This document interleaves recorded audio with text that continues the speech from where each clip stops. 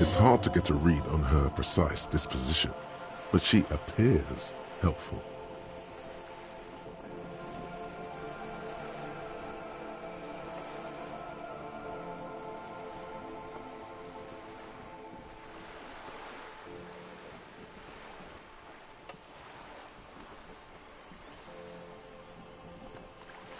Everything. Right up to, but not including, trade secrets.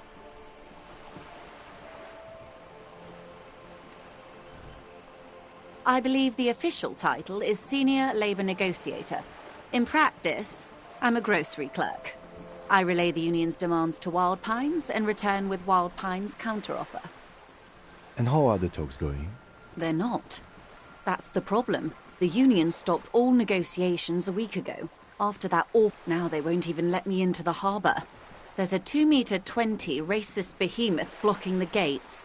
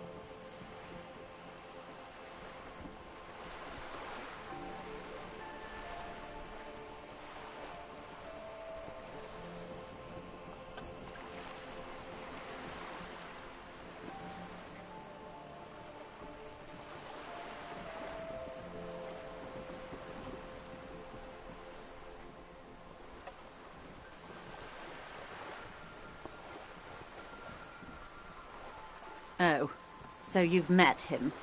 Has he been... My colleague has his peculiarities. Let's... Of course. To each their own. Let's say I was not making the kind of progress I'd hoped for when I first arrived.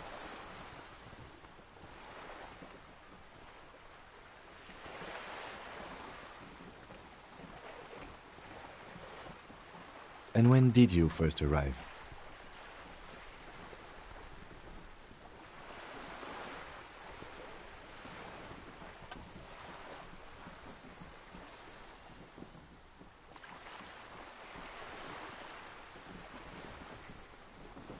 I arrived 3 weeks ago. Yes, in the middle of February. The bay was still part... But the strike began in December. I wasn't the original negotiator here. I took over after Mr. Gaumont hit a wall with Mr. Clare, the union boss. Mr. Clare refused to speak with Gaumont despite concessions he'd granted the union in prior negotiations. This isn't the first time the union has gone on strike? Heavens no. There have been 2 prior strikes. Both times the union won significant concessions, including overtime pay and a medical plan. This time their demands are more, I guess you could say, aggressive.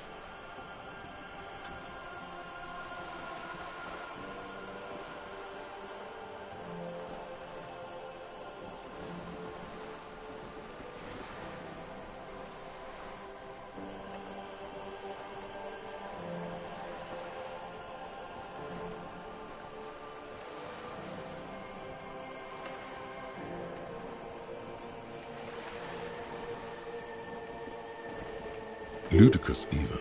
It's meant.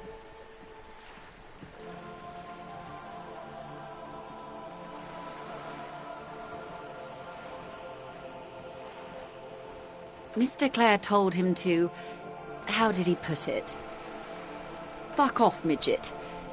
Gaumont is short of stature, yes. Keep in mind, this is a negotiator Mr. Clare has worked with before, and who was more than fair with him and the Union. Sounds like usual aggressive posturing. The scabs? You mean the huddled masses of Jamrock, come to plead for work where the Union refuses to? If they were organized by Wild Pines or its affiliates, then it would be a company secret. I could not share it with you. Not right now, at least.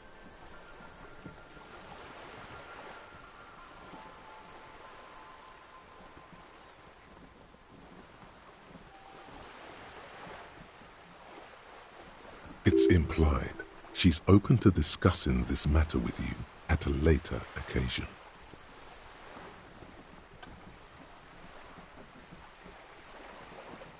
There are leaflets everywhere, and banners. What did they say? Every worker, a member of the board. Most of the workers probably don't know what that means. Then you might also like their other slogan. Demand democracy.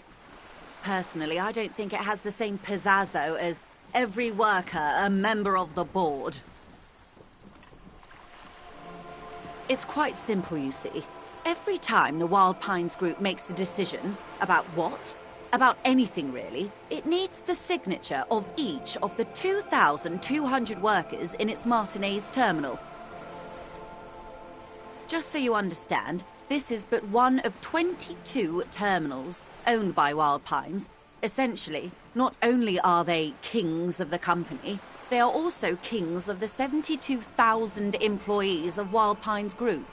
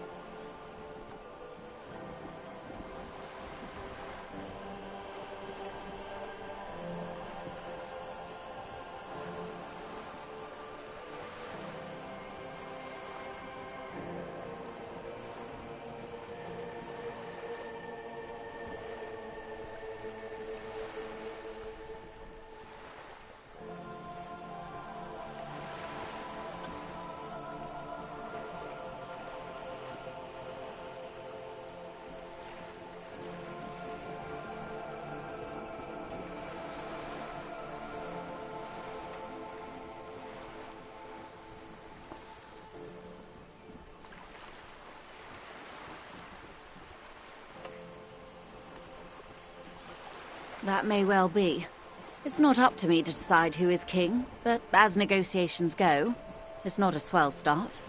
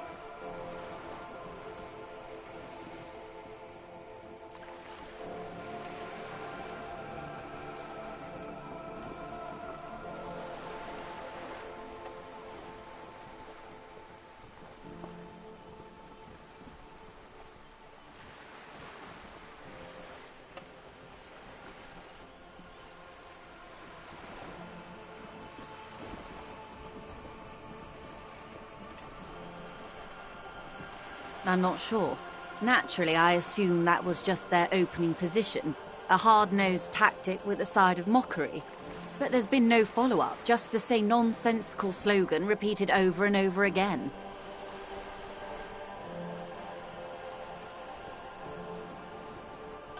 And now, people are getting lynched, I hear. Behind the whirling in rags.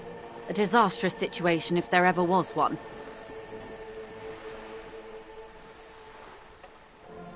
Excuse me, from whom did you hear about this lynching?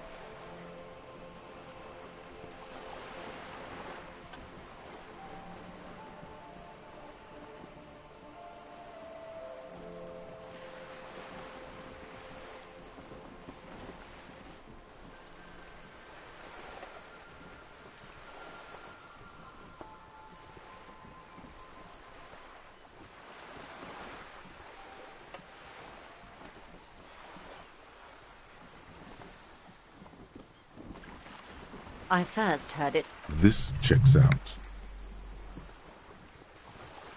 Everard Clare is a man of the utmost integrity.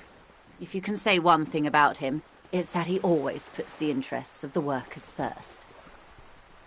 Of course not. Everard is fantastically corrupt. I imagine he has a thick, viscous goo where you and I have blood.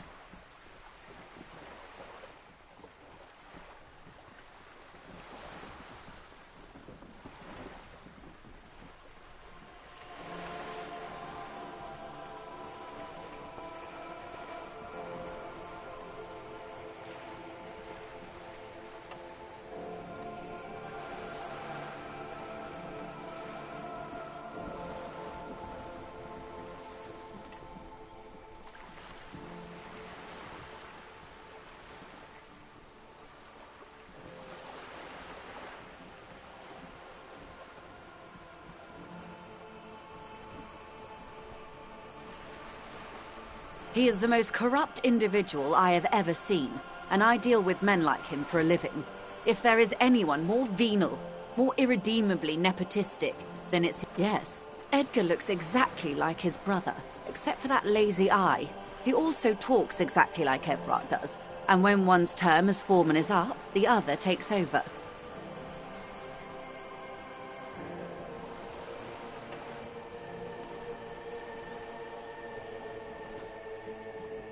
It's how they circumvent the term limits, you see, with a funny little switcheroo.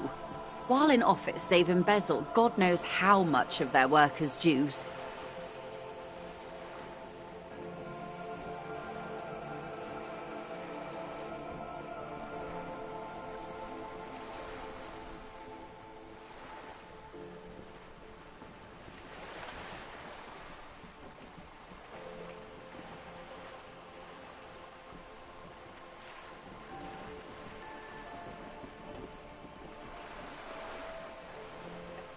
The Débardeurs Union was once a perfectly normal institution. 20 years ago, anyway. It must not have been easy to establish under the Emergency Act, but they did it. I can respect that. Organised labour at its best, as they say. Then something happened in the local chapter elections. The brothers Clare came and transformed it into a... how do you say? A mob. The Débardeurs are a crime syndicate. Sad as it may be, I suspect we'll be forced to... Refreshingly honest, officer. The company has tried appeasing in the past, but I'm afraid our concessions have only emboldened Everard and his brother. And your opinion, detective, if I may ask? I'm a curious and talkative person, you see. Would you say the Débardeurs Union is... Why do you think so?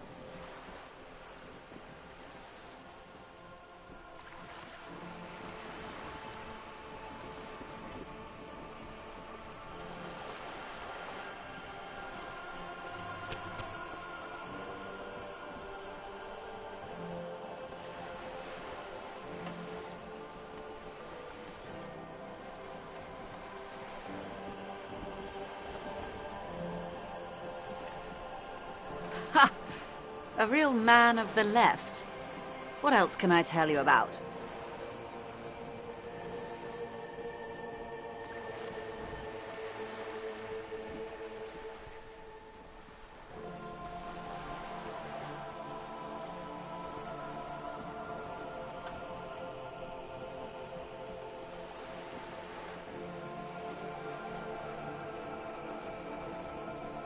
I'm glad you asked. There was a woman, the previous forewoman of the Union. Disappeared? Yes. On the last day of the local chapter elections, her daughter phoned in and said she wasn't running anymore, or coming to work. Ever. End of story. Indeed. The company suspects foul play. The point of the presentation is, these kinds of things happen around the Clares. Watch out when you're dealing with him.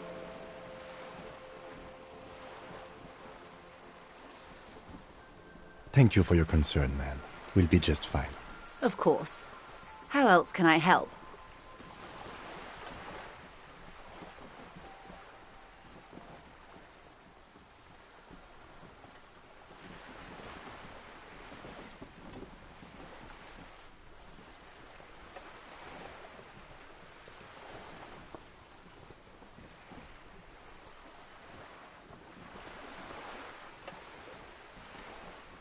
What we do? There was a touch of discomfort there. She wants to merely represent.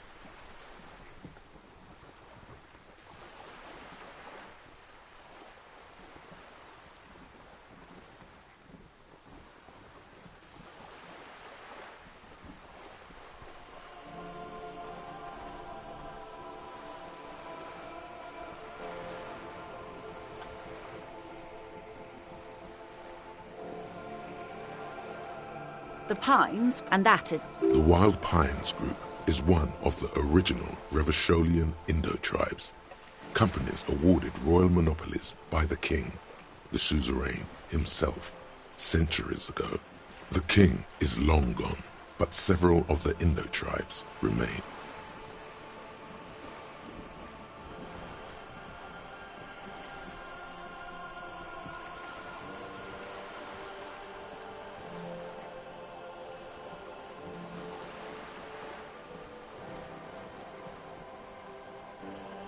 Saint-Baptiste, LUM, an unknown entity known as Brightest Star. Why, thank you.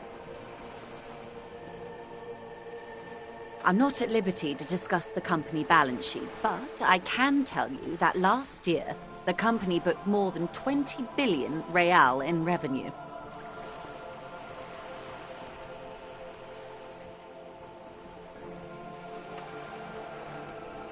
Yes, past a certain point, numbers begin to seem imaginary, but they are quite real for the 72,000 employees who depend on Wild Pines for their paychecks. A conglomerate the size of Wild Pines is like a shark. If it stops moving and growing, it will die. Then what becomes of those 72,000 families? It is a tremendous responsibility. They started as an exploration and cargo fleet conducting trade between the Samaran and Insulindian Isolas 250 years ago. Centuries of care, deliberation, and madness have gone into this endeavor. Vessels pass through the great unrest to re-emerge with you know more than you let on. Certainly it helped, but most of the original Indo tribes have failed or been absorbed. To survive, Wild Pines had to grow and adapt. No suzerain did that. You mean aside from being the terminal's legal owners, who are responsible for moving 8% of the world's cargo? We built this district. We. There it is. She owns up to it. All the best parts of it.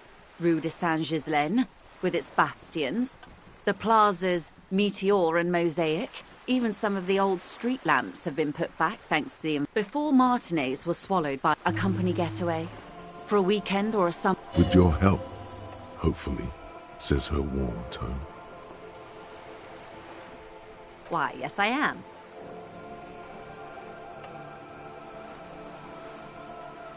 Officer, I assure you I'm a... The crowns of her teeth are porcelain. white as her nonchalance might be related to something called the Wayfarer Act, a law that says she doesn't need a license. Sly Fox, you're not aggressive enough to harass her further on this. The boat? No. It's a pleasure craft. A 19-pacer. It also happens to be rated for Category 1 racing. Though these days I mainly use it for business.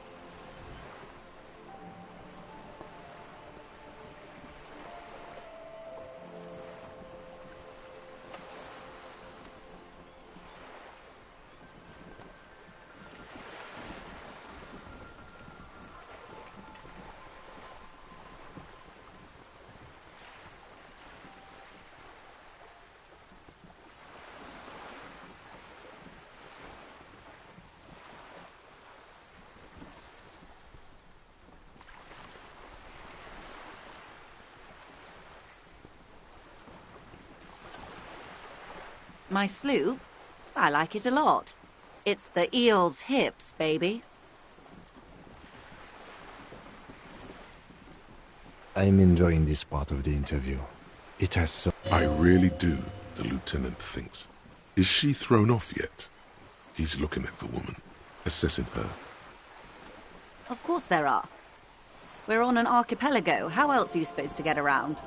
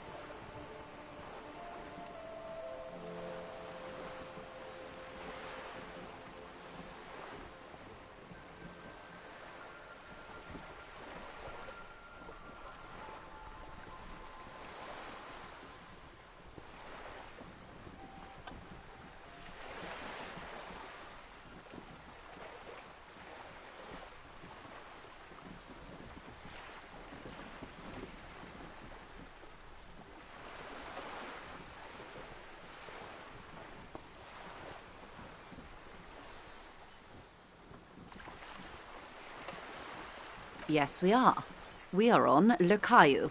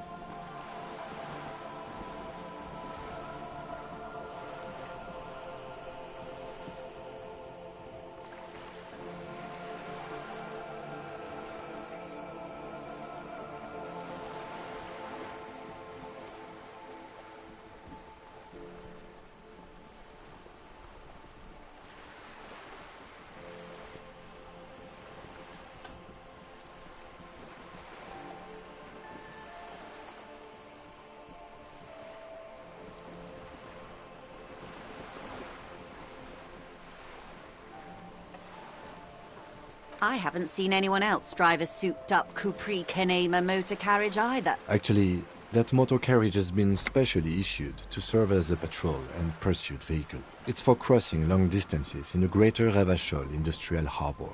It's not a toy.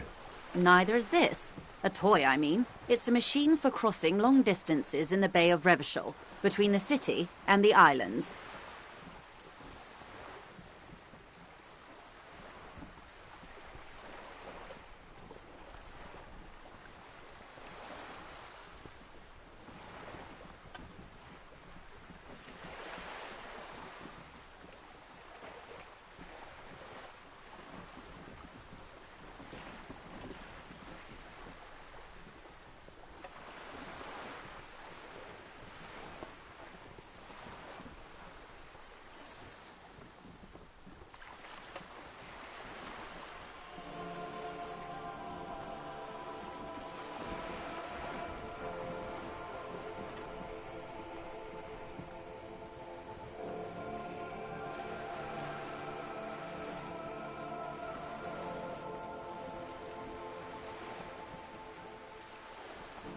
You need to make this lady admit she's only riding around on this boat because she's rich.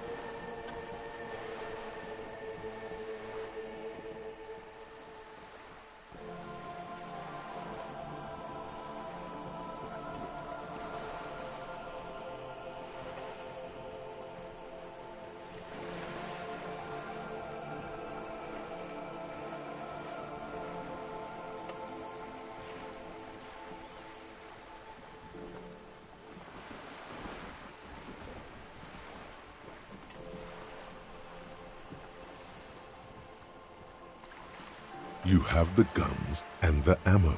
Take this Clausen fiend down.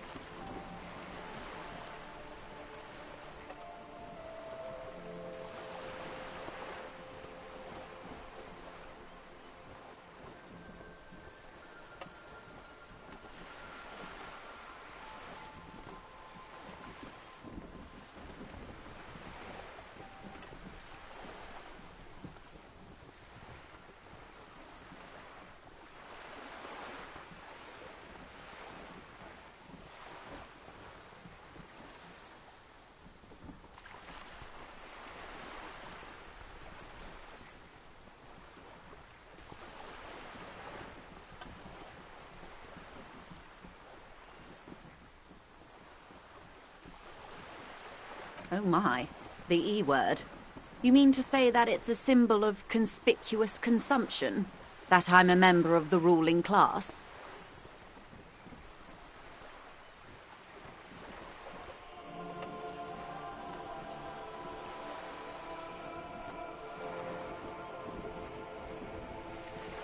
Detective, may I remind you that Mrs. Messier is a professional negotiator.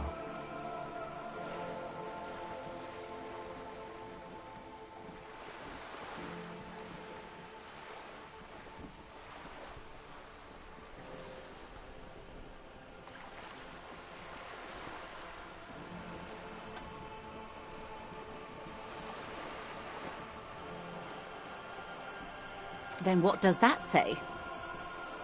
Does it say docking reserved for residents of Rue de Saint-Ghislain, 33A?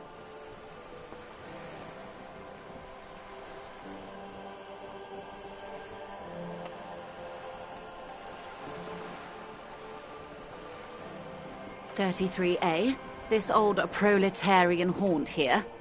As I said, plenty of people drive boats, of all social strata.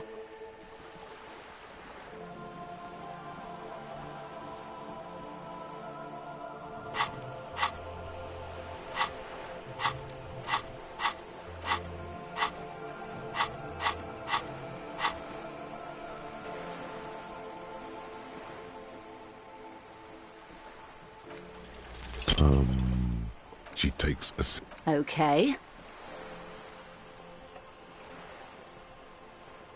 Of course. Nothing happens for quite a while.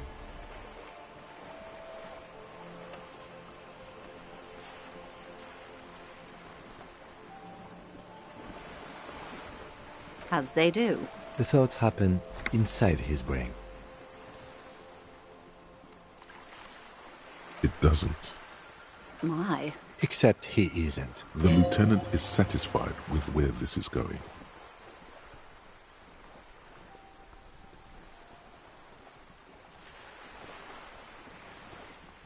Of course. Lieutenant, I truly don't understand what is happening here.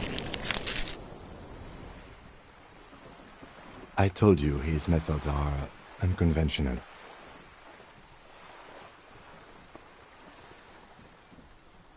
Your marbles on glass, dear. Don't worry. It was quite a while ago, but I think... Yes, we were discussing my fast, large, ineluctably middle-class...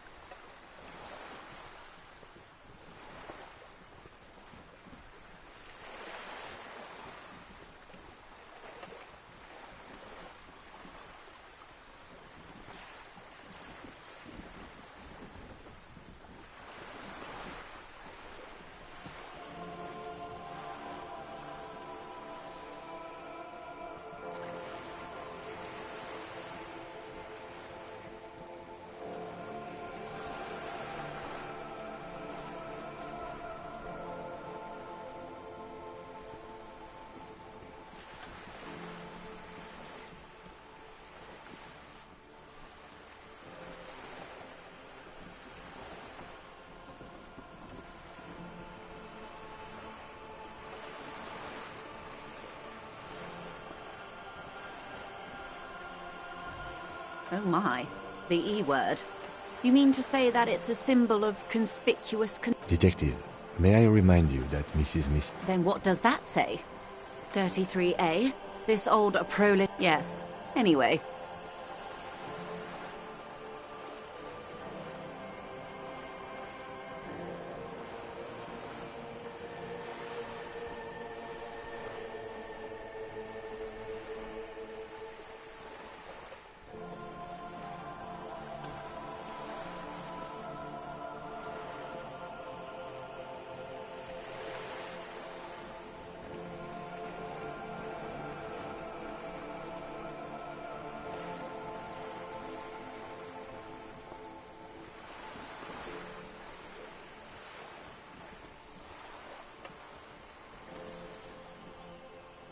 Good.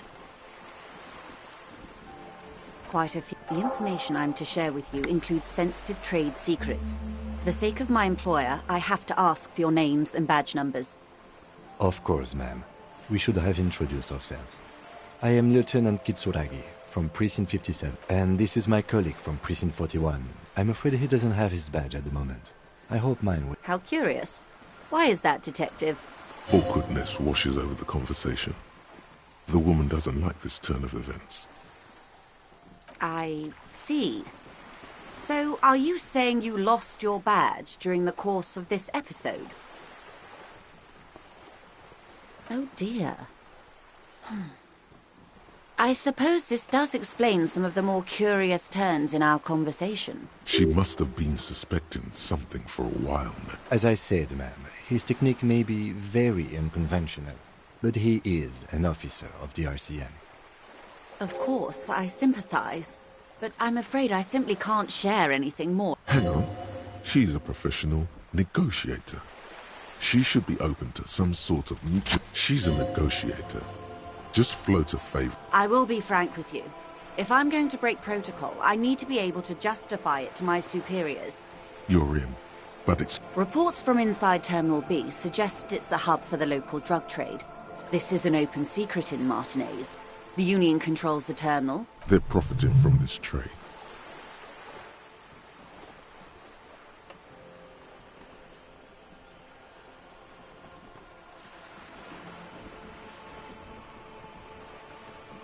The company has tried looking into this matter before, to no avail. Perhaps someone with your authority and resources might turn over the right stones, or you can recover your badge. Though, if I may be blunt with you, it...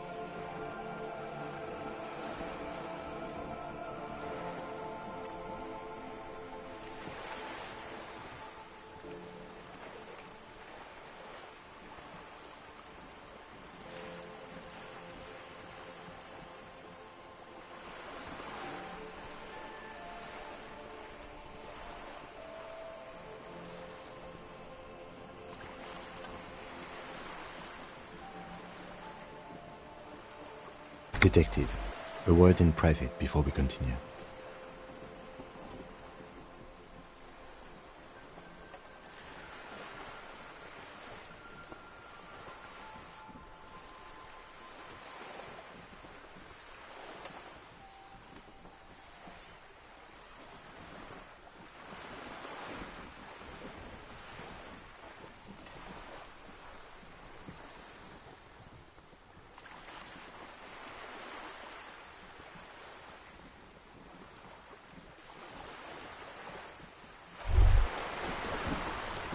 Hey. Psst. Yes, you. Word on the street is you're ready to start building communism again.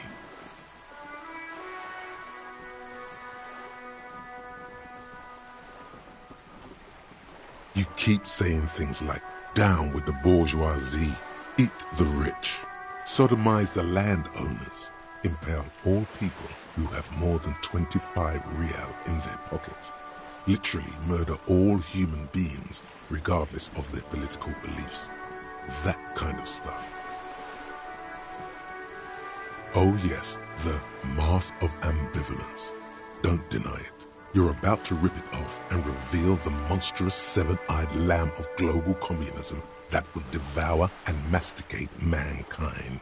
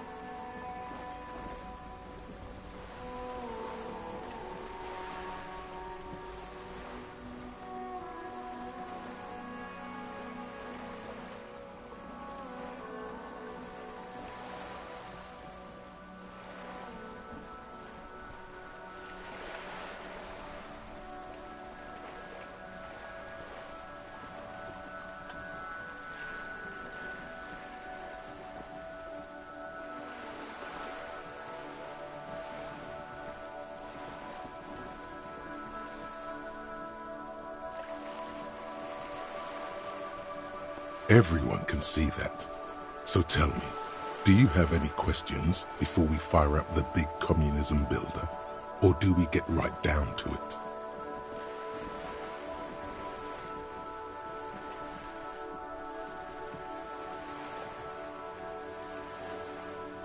Failure. It's about failure. Yes, abject failure. Total, irreversible defeat on all fronts. Absolutely vanquished, beaten, curb-stomped and pissed on. Until you came along. You will reverse the fortune of the workers of the world.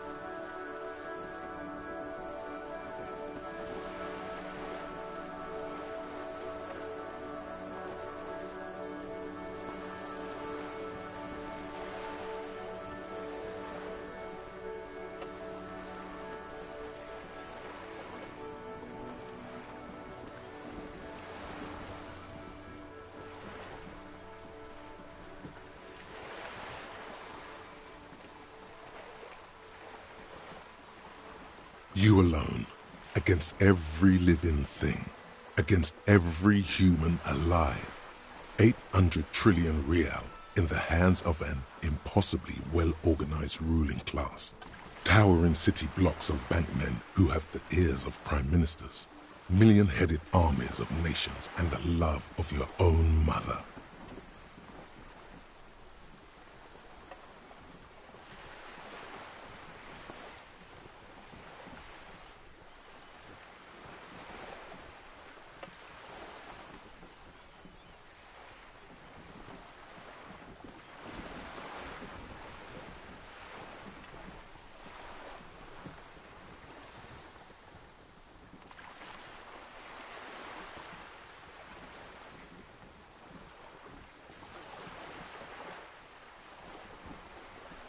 You against the atom, the charm and the spin, where the whole world failed. Matter failed to bend to human will. Human will failed to get out of bed and tie its laces. You alone, single-handedly, will rebuild the dreams of the working class. You are the last communist.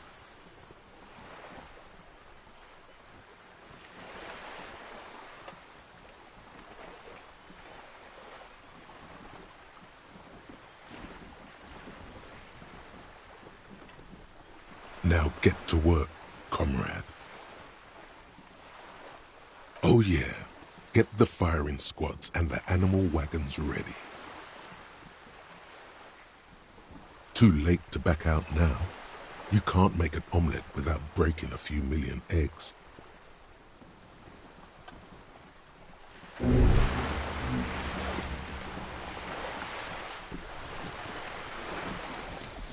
Lonesome, long way home.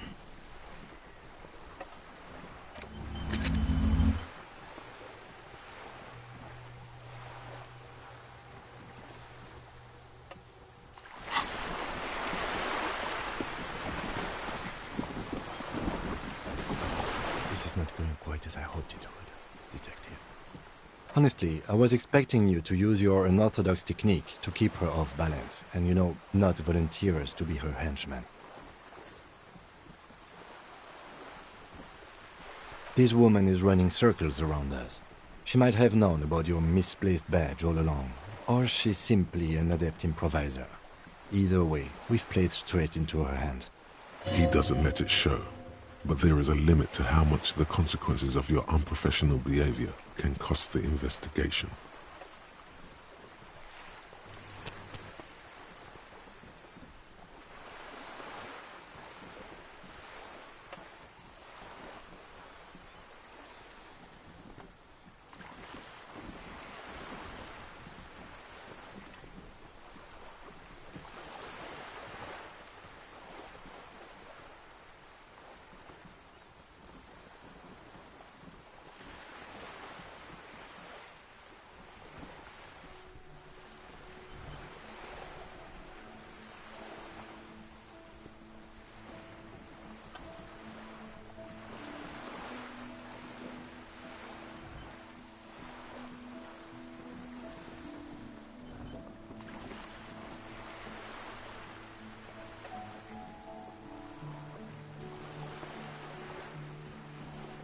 Oh, that would be fantastic, but do we have the time?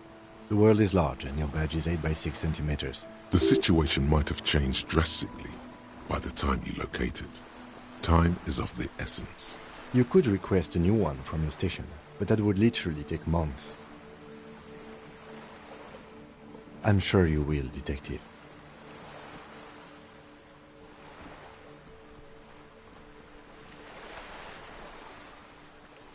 No. If there is reasonable suspicion, we must investigate. Otherwise, she could claim we are siding with the Union, or that we are on their take. We'd never... What I propose is, we ask her, then we investigate, briefly. But do not share the outcome of this investigation with her. We tell her it's done, and demand for her information on the lynching.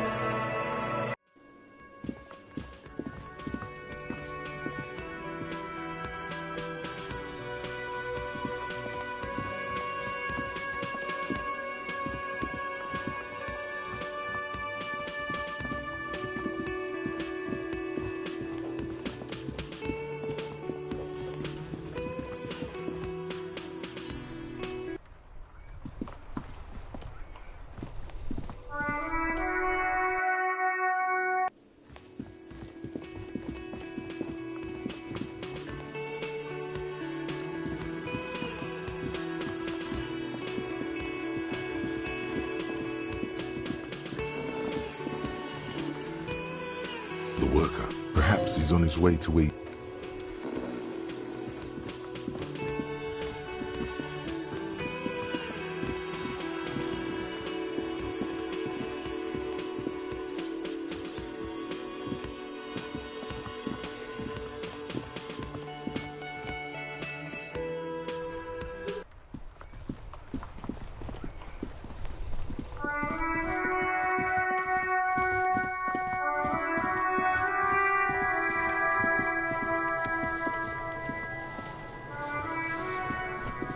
Fuck does Kuno care?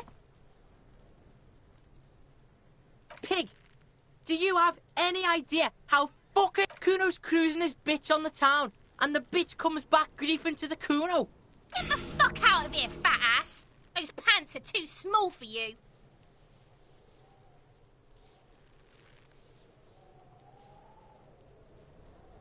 Yeah? The kingdom of Kuno? The fuck? Don't be wondering about Kuno's shit, pig.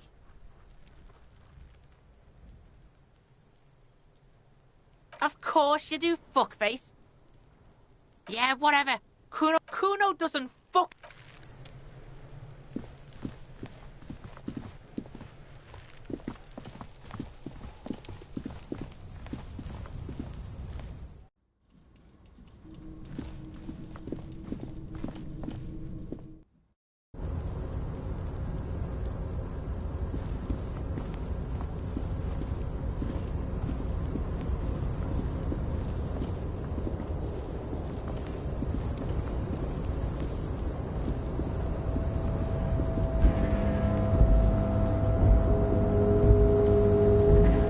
A tarpaulin cloak is still caught on the railing. No one has claimed it for their own.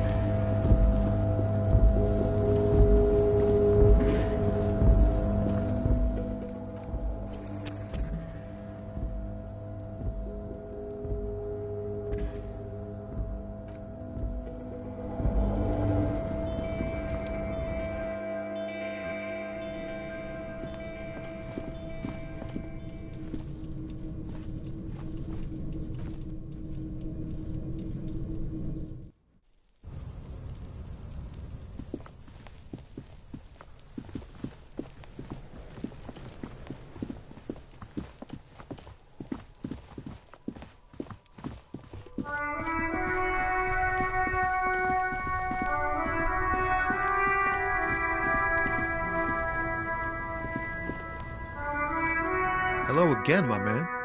What's on your mind? It's like I've heard Some pretty wild. I've heard talk there's anything else. Us lorry drive. Not my thing.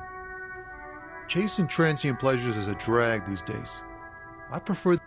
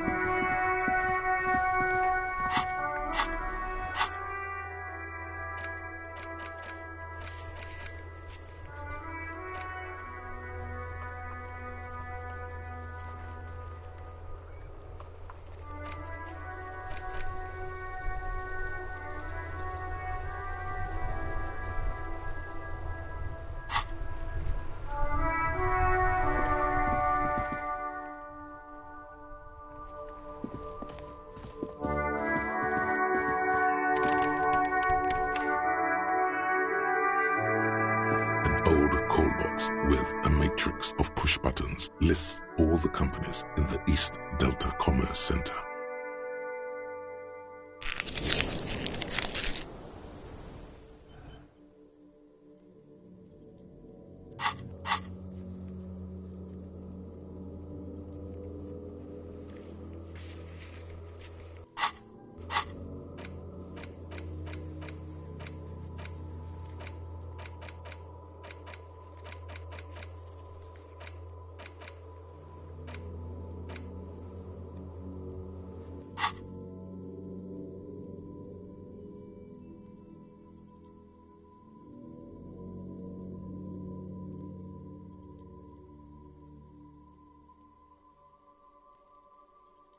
You hear static from the intercom speaker.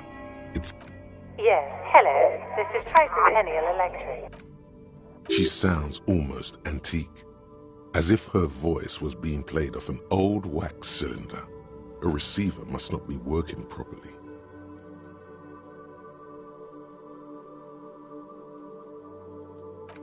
My God. The lieutenant exchanges a look with you. It's you. My God. I didn't think I would hear your voice. Who cares that you don't remember her? No, something's wrong here. Are you sure she's talking to you?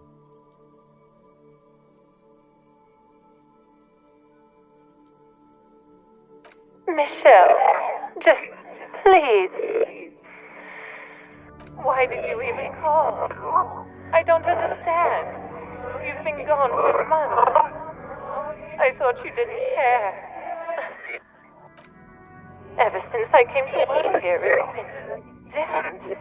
As if my mind's been wiped clean. A spot of static overrides her words. It's so nice to be able to finally meet again.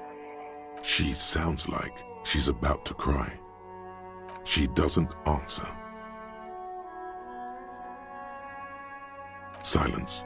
The only thing you can hear now is static and waves washing another seagull past. It must have been some kind of faulty wiring. We should maybe stop playing with this doorbell. It looks ancient. You press the number sign on the keypad that terminates the call. 12 name cards on the call box read.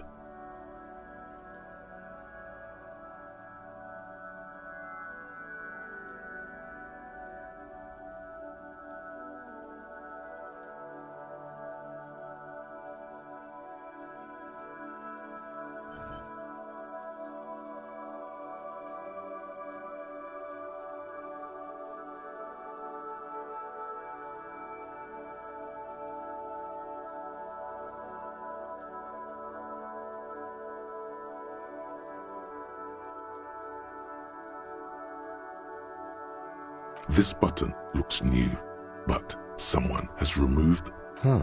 This button looks new. It's probably not connected yet.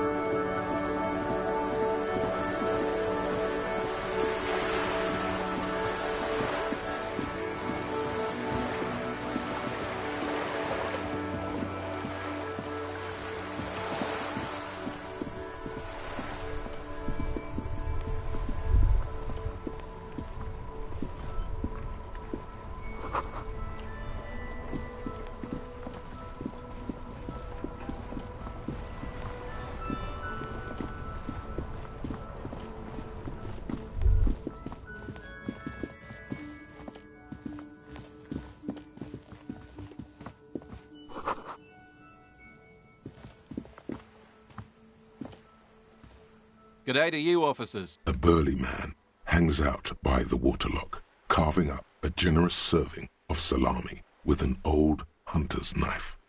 His eyes are fixed on a man stranded on the other side of the waterlock and on an enormous billboard that has fallen down into the canal between them.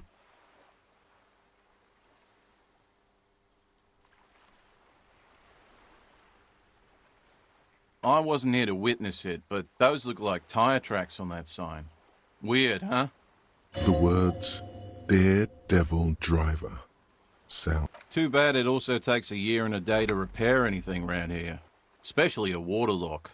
The rest of the coast is closed off till then.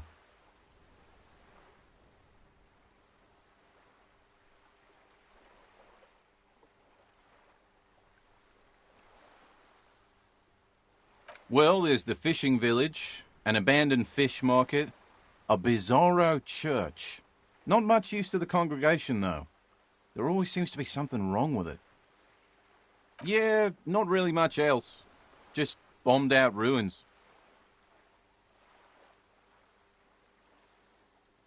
Sure thing. Want some too, off? Why not?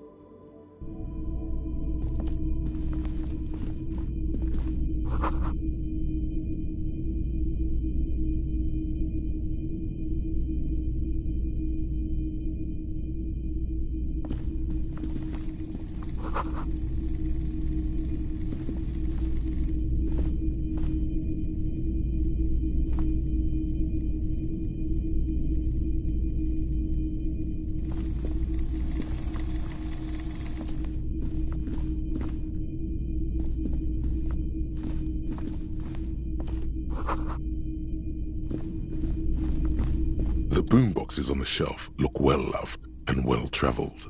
One especially catches your eye. Deep gold and amber plastic with a big old handle on top. This is you. Golden orange. A sunset suite. Just make sure it works before you buy it. is the Harman Welshie W2, made in Vespa, designed in Seoul. Plays all reel-to-reel formats, 2mm, 8mm, 12mm. It's even got a little radio in there. It'll set you back 12 real.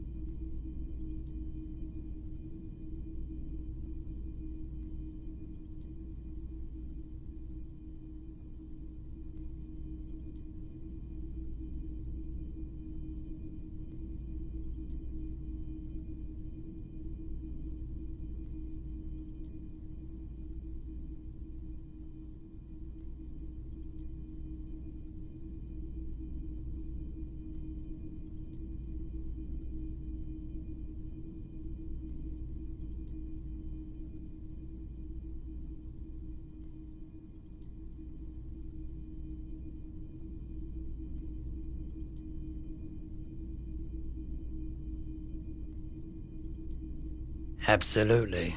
I've tested each.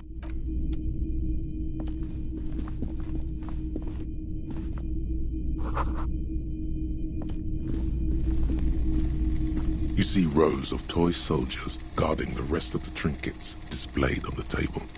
Some on horseback. Try to find something pretty and cool here, then use it to win her back.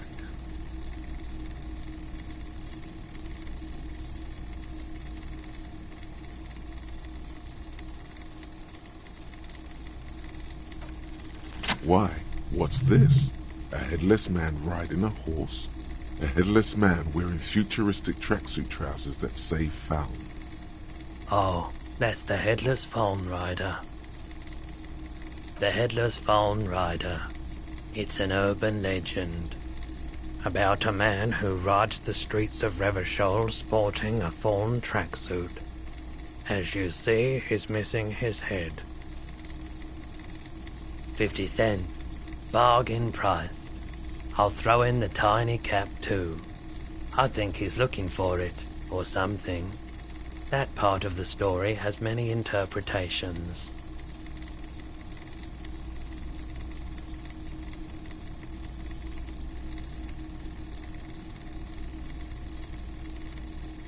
This set of soldiers isn't meant to look impressive.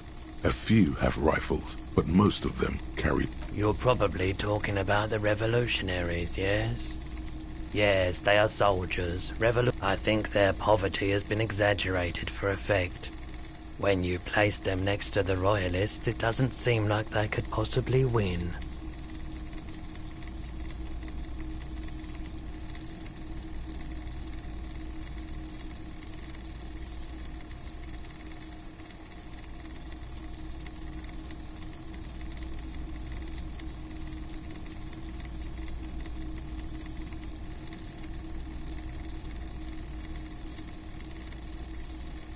Maybe.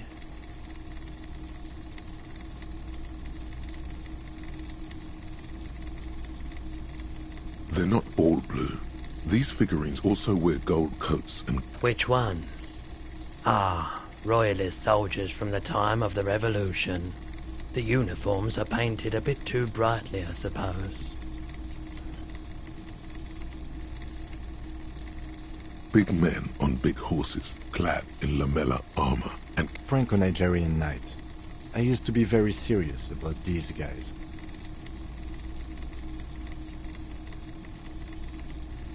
A long, long time ago.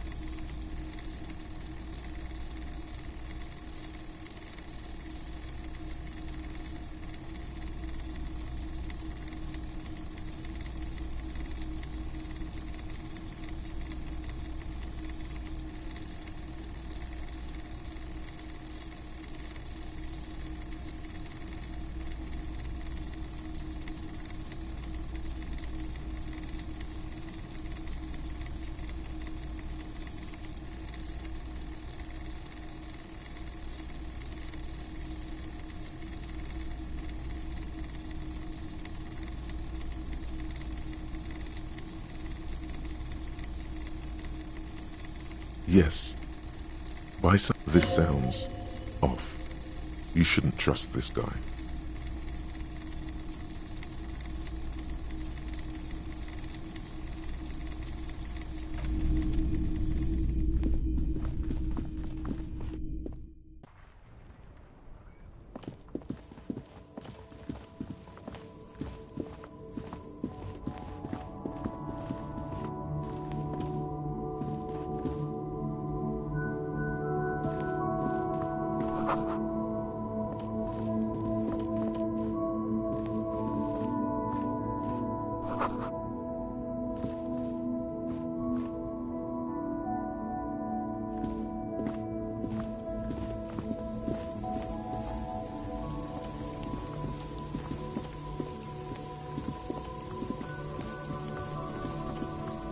There's a pile of cheap sunglasses in a... You like sunglasses, officer?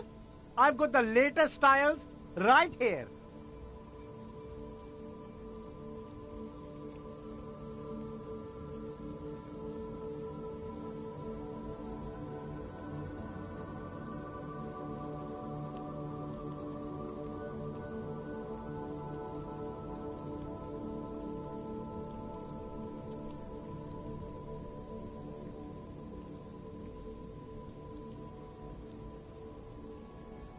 Abort. These are hideous. What's more, they don't even fit. Damn, officer! You look like a mega secret spy. Very secret. They're practically made for you. They're perfect for concealing your bloodshot and baggy eyes. No, you are definitely not buying those. Are you sure? But they look so good on you. You should think this through, officer. These are all boring.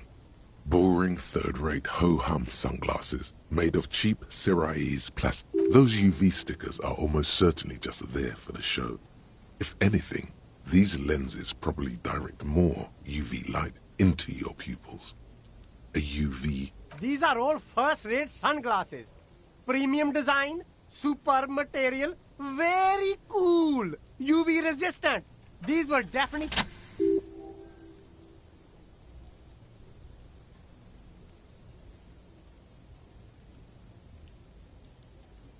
Oh, very interesting choice, officer. Very high culture. This is how a sea monster sees the world. You've become a sea monster. Giant, hidden, and strangely tender at heart. All is blue. Yes, but they also make your soul quiver like jello. So deep. Wow, officer. You look so cool. And they can be yours for a mere 3 real. My regular cut. The lieutenant tilts his head and steps back. You look like a musician. Like a blind musician. But you could do worse. Take them if you want. You see two lowly, defeated... I can see you've a taste for luxury, officer. Can't keep your eyes off those sneakers?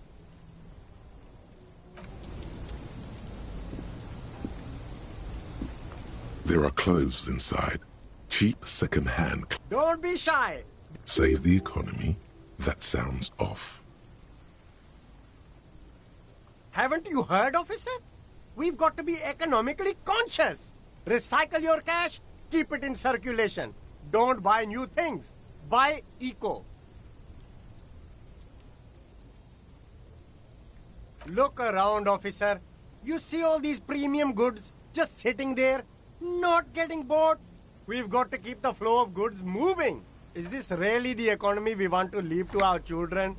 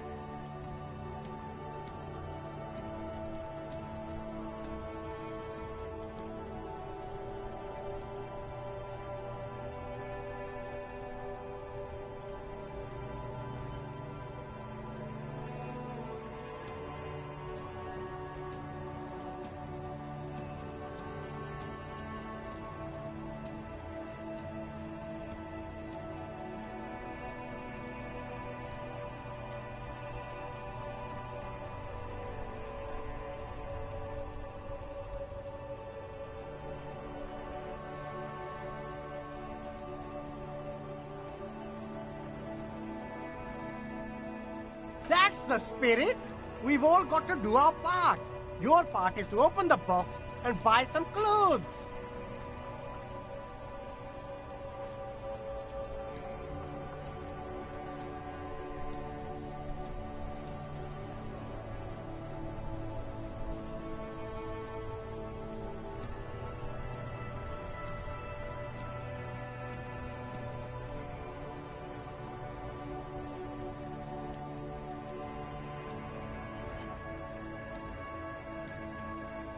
You find your hands deep in tattered and faded garments made from weird polyester blend. Economical, but also trendy. Look first hand, buy second hand. No good. All you can come up with are some treated wool pants. You can tell they're too tight around the thighs and too loose around the waist. They itch. All natural materials, see?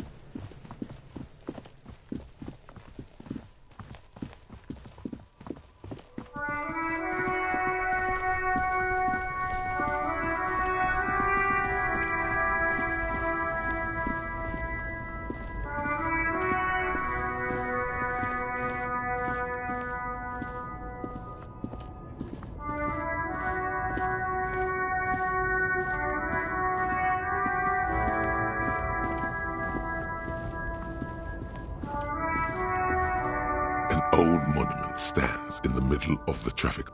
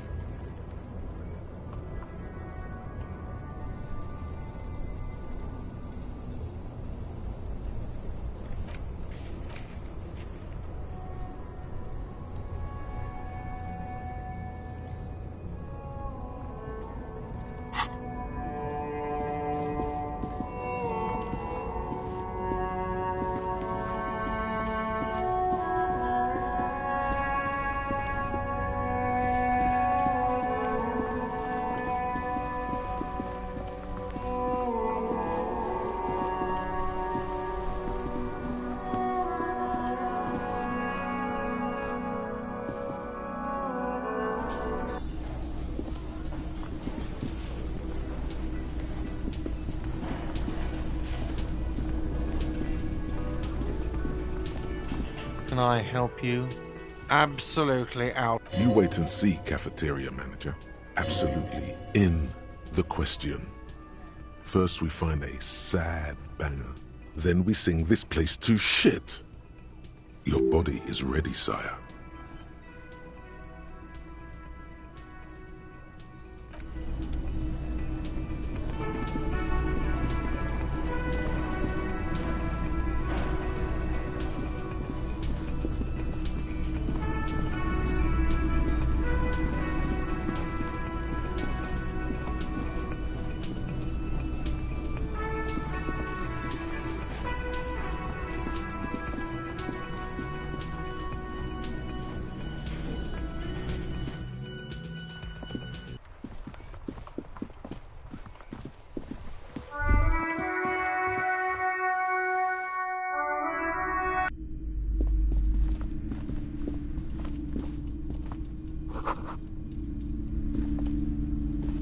The display rack is brimming with worn paperbacks featuring an extremely muscular, sword-wielding barbarian on the cover.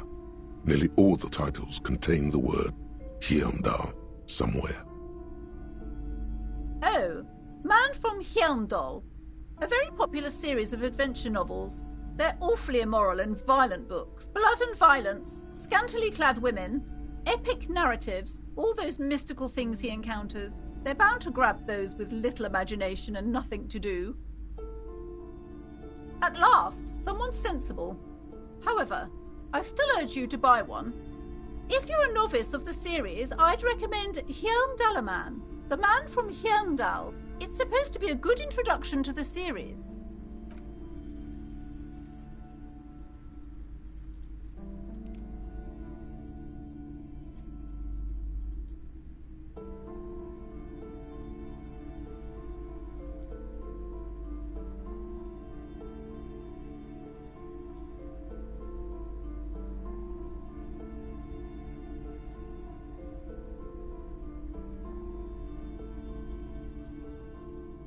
Rows and rows of Heimdallar blur your vision. You make out some titles. Man from Heimdall and the Mammoth Riders. Man from Heimdall. Return to Heimdall. Maybe 100. Man from Heimdall and the sages at the end of the world. Man from Heimdall and the false god. The display rack before you is burdened under piles of Man from Heimdall novels. A twinge at the back of your head makes you flinch. Your eye starts twitching. Your hand reaches toward a book with glossy cover art of the very muscular Man from Heimdall in chains, kneeling in front of a staircase leading to a throne. A woman sits on the throne, leering at the man. She's laughing at him, belittling him.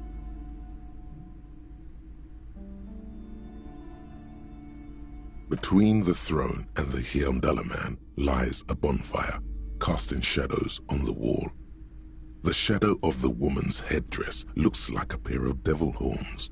The title reads, Man from Heimdall. The display rack before you is burdened under piles of Man from Heimdall novels.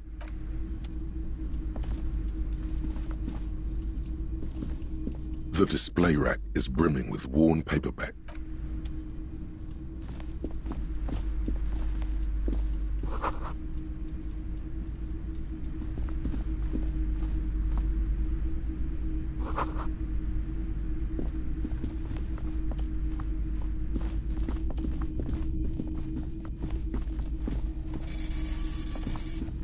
These shelves are overburdened with books from the same series.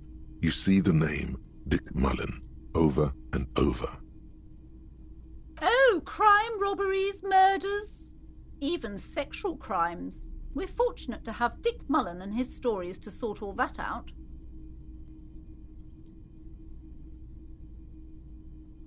You're a police officer, apparently. You should buy all of these. They really do teach a person how to be a proper detective.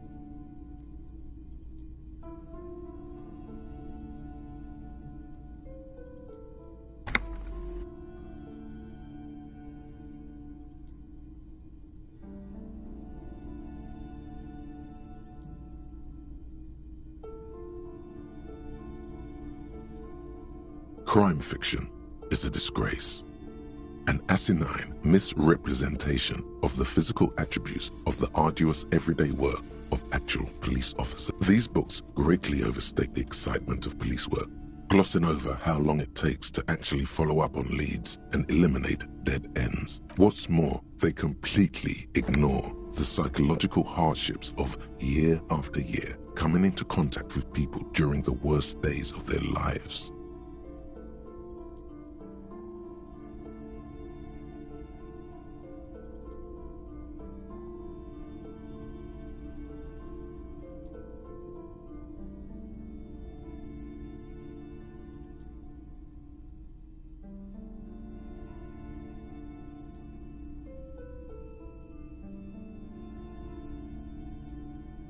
Not a single mention of all the stress this work creates upon the officer's family.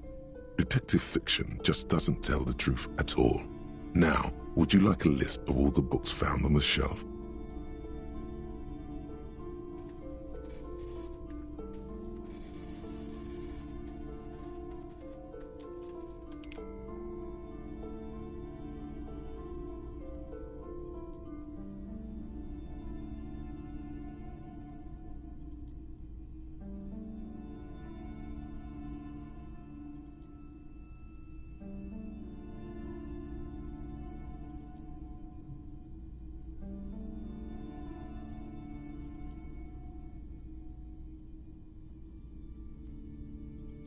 Shelves filled to the brim with crime novels featuring the supposedly stalwart Vespertine detective, Dick Mullen.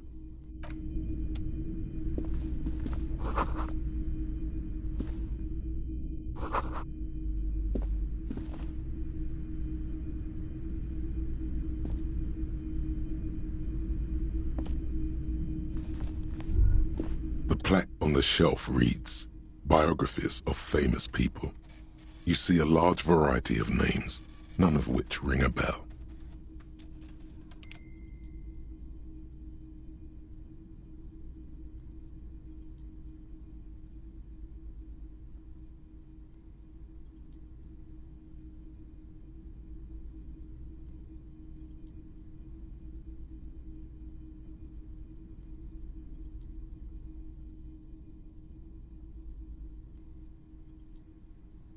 I would say...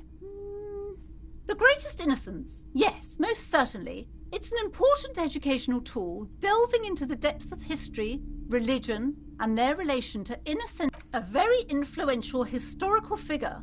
But surely I don't have to tell you that. The book is also very daring.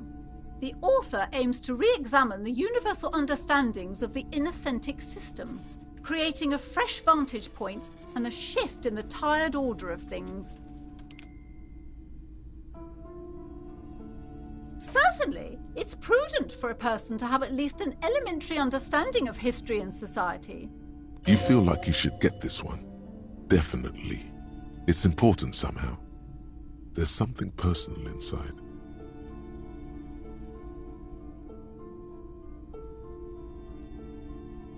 I would say...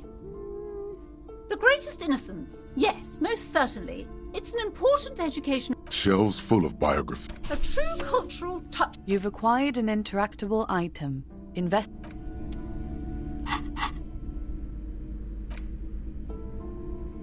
The Greatest Innocence by João Paulo Salomão Lopes de Fuego. The book is large and heavy. Browsing through the various chapters, you try your best to understand the ceaseless overflow, the sprawl of names, dates, places, events historical. Your educational survey is done. Did you catch any of that? No. Oh well, it's pop quiz time. That's the spirit. Here we go. Oh yeah, this is what I was made for.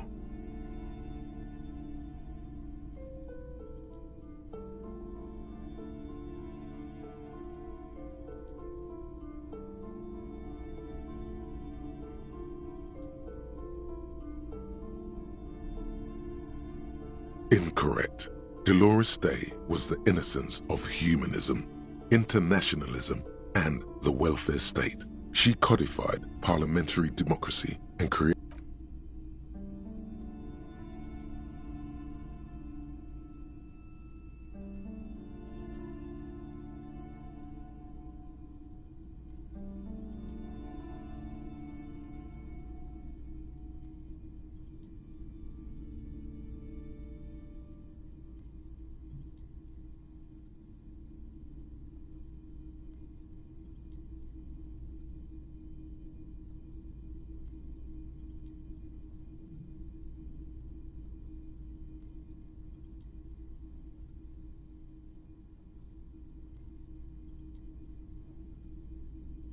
Her colors are silver, white, and apricot.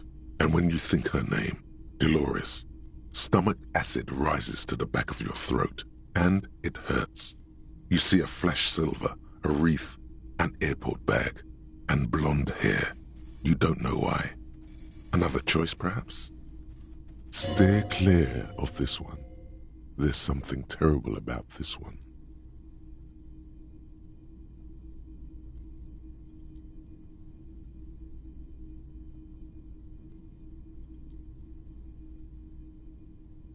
A strange sensation of loss. When she left the earth, the dust, and the ice, and the humans. Yes, the quiz is impersonal. Incorrect. Sola resigned after an assassination. Correct. Nothing much is known about him. It's not even clear that he was a he, but Franco Negro presumed as such and called him Pius. He's depicted as a young man with molten gold pouring out of his mouth. All he spoke was gold. It's said he invented God and equality of men before God. He also introduced the gold standard as a way for measuring people's love for Aurum.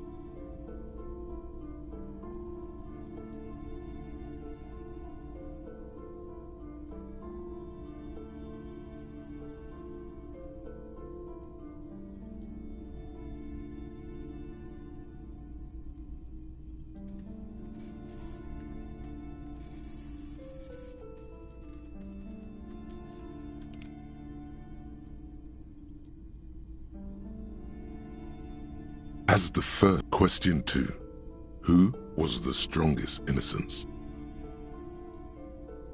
Easy. Everybody knows. Correct. Named the innocence of militarism. He codified hereditary rule, but at the same time ended serfdom and established the Inter-Isolari Real as the global reserve currency. He also established the concept of the nation. Franco Negro attempted to solve the rising tensions between the aristocracy and bourgeoisie by building a unified society in which every man has a place and a mission, but at the same time may rise to nobility provided on the strength of his virtue.